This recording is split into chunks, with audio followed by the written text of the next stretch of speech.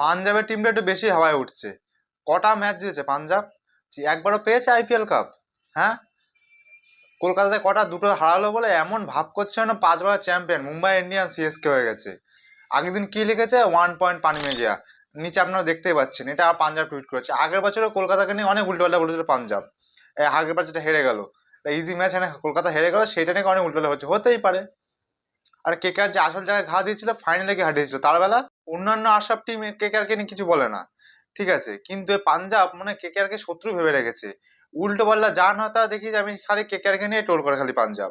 মানছি কেকেআর টিমটা একটু দুর্বল হয়েছে এই বছর, তা সত্ত্বেও এই নিয়ে এসব বলবে? 1 পয়েন্ট পানি মে গিয়া। আর তোমাদের যে 19 বছর ধরে সমস্ত কাপ জলে চলে আসছে, তার বেলা মানছে এই বছর কেকেআর টিমটা দুর্বল আছে, কিন্তু আবার কেকেআর কামব্যাক তো করবেই। তারপর আবার পাঞ্জাবকে হারাবে, তখন দেখবো কেমন টুইট করে পাঞ্জাব। আগে একটা কাপ জিতে তারপর কেকেআর সাথে ট্রোল করতে এসো। একটা কাপ যেত আগে। 19 বছর ধরে তো সব জলে ভাসিয়ে দিয়ে এসছো, আগে যেত, তারপর কেকেআর কে নিয়ে উল্টো পাল্টা বলবা।